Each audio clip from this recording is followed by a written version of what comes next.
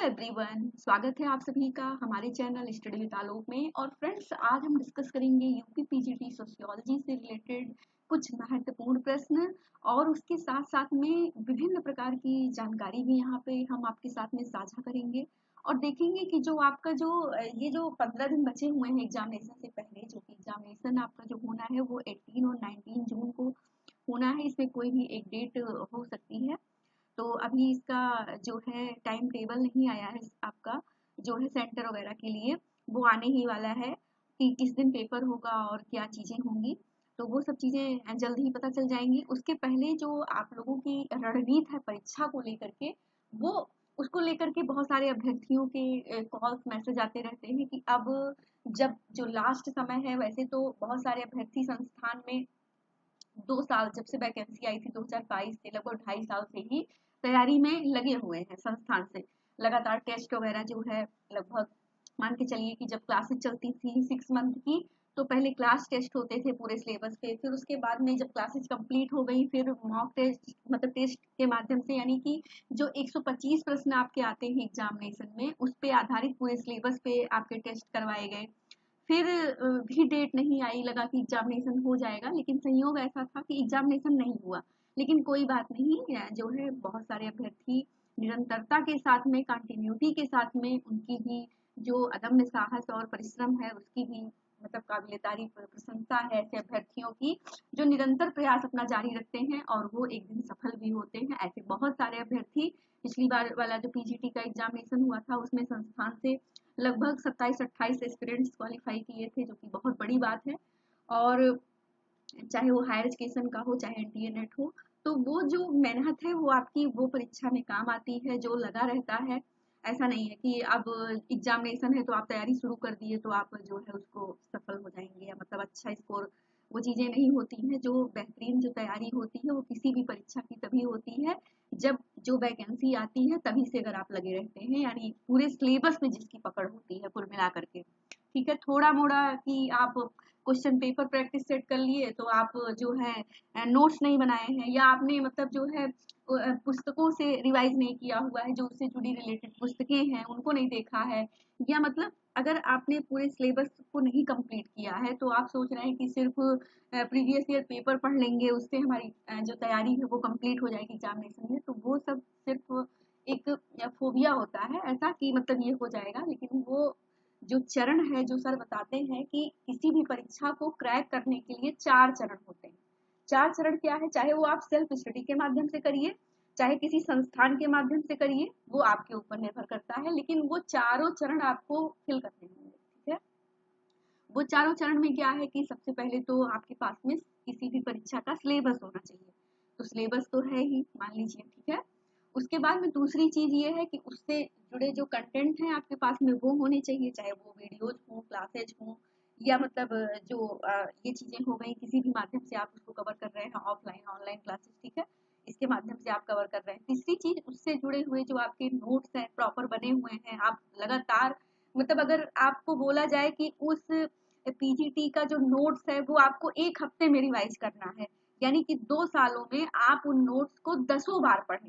सोचिए, अब जिसके पास में नोट्स ही नहीं है, वो पढ़ा ही नहीं है, वो सिर्फ सोच रहा है कि हम पूरा मतलब टेस्ट पेपर पूरे उससे दे देंगे जितने पेपर हुए हैं, तो ऐसा नहीं है। करते हैं लोग, मतलब वो जाते हैं, लेकिन वही है ना कि जा करके लास्ट में कुछ प्रश्न से वही रुक जाते हैं ऐसे लोग। ठीक है, तो होता क्या है कि जब मतलब इतनी तैयारी आपकी होनी चाहिए कि आप 2 से 3-4 दिनों के अंदर में पूरे नोट्स को रिवाइज करने की क्षमता रखते हैं।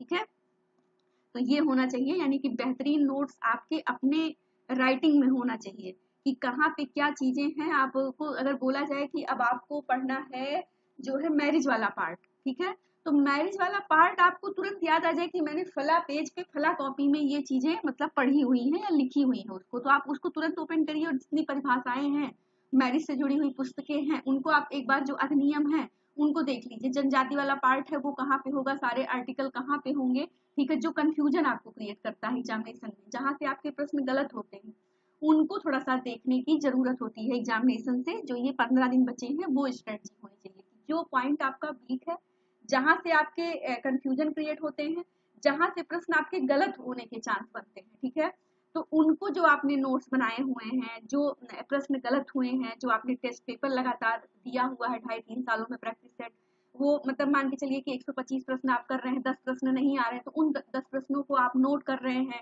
फिर उसको रेड करके रखा है, तो वो जो अब आपको ये समय बचा है इन 15 दिनों में कि आप जो कंफ्यूजन वाले प्रश्न हैं उनको फटाफट रिवाइज कर लीजिए।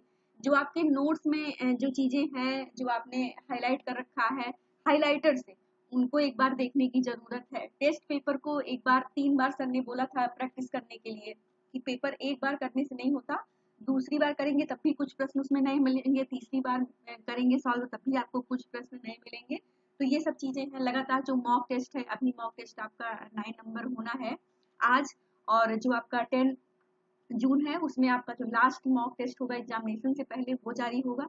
तो ये सब चीजें करके आराम से पेपर कूल होकर के देने चाहिए, ठीक है। बाकी जो प्रीवियस ईयर पेपर हैं वो भी आपको चैनल पर अपलोड कर दिए गए हैं समय से, आप सभी लोगों ने उनको प्रैक्टिस कर लिया है, ठीक है। जो संस्थान से लगातार जुड़े हुए हैं स्टूडेंट्स, उनको पता है, सारी चीजें क्लियर करवा दी गई है परीक्षा से पहले कि कहीं से भी कोई चीज ये ना रहे कि ये चीजें छूट गई हैं, ठीक है। तो चाहे वो प्रीवियस ईयर पेपर हो, चाहे जो आपका टेस्ट सीरीज हो, मॉक टेस्ट हो, नोट्स पीडीएफ में आपको प्रोवाइड किए गए हैं। जो एस्पिरेंट्स बिजी रहते हैं, जिनके पास में जॉब वगैरह है, उनको पीडीएफ में नोट्स दिया गया है, पूरी क्लासेज हैं। तो अब देखिए, अब इसमें पुस्तकें वगैरह उठाने का समय आपके पास में नहीं है कि चलिए अब हम 15 दिनों में पूरे सिलेबस से जुड़ी हुई पुस्तकों के माध्यम से रिवाइज कर लेंगे, तो इतना समय नहीं है। अब इन समय में क्या करना है, वही जो चीजें हैं कि आपने नोट्स वोट्स बना के रखा है अपनी राइटिंग में, जो हाईलाइट किया हुआ है, जो संदेह वाले प्रश्न है, प्रीवियस ईयर पेपर है, उनको आप सभी लोग अच्छे से एक बार प्रैक्टिस कर लीजिए, ठीक है। तो आइए हमारे साथ में, ये कुछ महत्वपूर्ण जानकारी थी क्योंकि एग्जामिनेशन है, बहुत सारे अभ्यर्थी देखिए कितनी भी तैयारी कर लीजिए, लेकिन परीक्षा जब ये होती है ना कि अभी देने जाना, तो लगता है कि बहुत सारी चीजें अभी हमारी तैयार नहीं है, ठीक है। तो ये सब चीजें होती हैं, कॉमन है, सभी के साथ में ऐसा होता है, लेकिन बिना घबराए एकदम आराम से कूल होकर के पेपर दीजिए, अच्छा होगा। चलिए आइए हमारे साथ, और कुछ प्रश्न भी हम लोग आज यहाँ पे जो है देखेंगे। समास जो है इसमें पूछ रहा है कि हैरी जॉनसन, ठीक है, तो हैरी जॉनसन समाजशास्त्र को मानते हैं, तो क्या मानते हैं हैरी एम जॉनसन? संस्थाओं का अध्ययन मानते हैं, समुदायों का अध्ययन, एक अर्थ विज्ञान या सामाजिक समूहों का जो है विज्ञान मानते हैं, ठीक है। तो यहाँ पे जो हैरी एम जॉनसन है, इन्होंने माना है जो है सामाजिक समूहों का विज्ञान। क्या माना है? सामाजिक समूहों का विज्ञान माना है इन्होंने। तो ऑप्शन जो सी है वो आपका राइट हो जाएगा, ठीक है। ऑप्शन सी यहाँ पे आपका करेक्ट आंसर हो। तो इसमें जो आपका ऑप्शन सी है वो करेक्ट आंसर हो जाएगा, यानी समाजशास्त्र सामाजिक समूहों का अध्ययन है, किसने कहा है? Harry M Johnson. अगला क्वेश्चन है इसमें कि स्वरूपात्मक विचारधारा के साथ में किसका नाम जुड़ा हुआ है। तो फ्रेंड्स यहाँ पे क्या होता है कि दो प्रकार के जो संप्रदाय हैं, एक स्वरूपात्मक और एक आपका समन्वयात्मक। यहाँ से एक क्वेश्चन लगातार पीजीटी एग्जामिनेशन में आपके आता ही आता है, ठीक है। तो स्वरूपात्मक विचारधारा के साथ में किसका नाम जुड़ा हुआ है? तो हाउस, गिन्सबर्ग, दुर्खीम, सीमेल। तो फ्रेंड्स जो जॉर्ज सीमेल हैं वो जो है स्वरूपात्मक विचारधारा के प्रणेता माने जाते हैं। तो ऑप्शन डी आपका राइट हो जाएगा यहाँ पे। मैक्स वेबर द्वारा दी गई समाजशास्त्र की जो परिभाषा है, उसका जो आधार है वो क्या है? यानी सामाजिक संस्थाओं को उन्होंने माना है, सामाजिक क्रियाएं, सामाजिक एकता, सामाजिक संगठन। तो फ्रेंड्स जो सोशल एक्शन है मैक्स वेबर उसकी बात करते हैं। ऑप्शन बी सामाजिक क्रिया का इन्होंने सिद्धांत दिया है।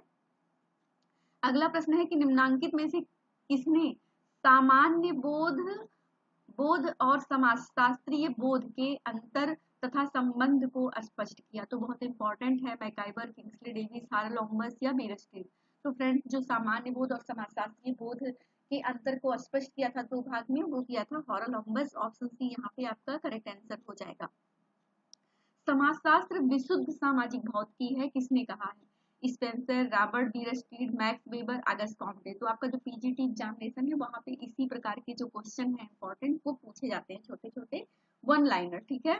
तो किसने कहा है ये? Spencer, Robert Bierstedt, Max Weber, Auguste Comte. तो फ्रेंड्स ये अगस्ट कॉम्टे की परिभाषा है। अगला प्रश्न है कि बीयरस्टीड के अनुसार समाजशास्त्र किस तरह का विज्ञान है? आत्मनिर्भर है, विशिष्ट है, विशुद्ध है, आदर्शात्मक है। तो कैसा है फ्रेंड्स? ये विशुद्ध विज्ञान है समाजशास्त्र, ठीक है। तो ऑप्शन सी यहाँ पे आपका राइट हो जाएगा। समाजशास्त्र एक ऐसा शिल्प है जिसकी सहायता से मानवीय मूल्यों का संरक्षण किया जा सके। यह कथन किसका है? सी राइट मिल्स, मैक्स वेबर, गार्फिंगेल या पार्सन्स? तो फ्रेंड्स ये जो परिभाषा है वो किसकी है? ये है सी राइट मिल्स की, यानी कि समाजशास्त्र एक ऐसा शिल्प है और इनकी एक पुस्तक है जो लगातार पूछी जाती है, द पावर एलिमेंट। लर्न करके रखिएगा, बहुत इंपॉर्टेंट है, कई बार परीक्षा में पूछी भी गई है, ठीक है, क्योंकि परीक्षा में बहुत सारी पुस्तकें, परिभाषाएं जो है पूछी जाती हैं, तो ठीक है, तो जितनी भी इंपॉर्टेंट पुस्तकें वगैरह हैं उनको भी आप लोग एक बार एग्जामिनेशन से पहले लगातार, मतलब इसका एक पुस्तक का पूरा पीडीएफ ही बना के दिया गया है, एक लेक्चर बनाया है सर ने, उसको एक बार अच्छे से आप पूरा रिवाइज कर लीजिएगा, ताकि जो मतलब जो बेसिक पुस्तकें हैं वो आपकी मतलब तैयार हो जाए एक साथ में, ठीक है। तो सी राइट मिल्स आपका हो जाएगा। पेरेटो द्वारा प्रस्तुत कौन सी अवधारणा समाजशास्त्र के मानविकी परिप्रेक्ष्य से संबंधित है? तार्किक क्रिया, अतार्किक क्रिया, अभिजात वर्ग का परिभ्रमण का जो सिद्धांत दिया था।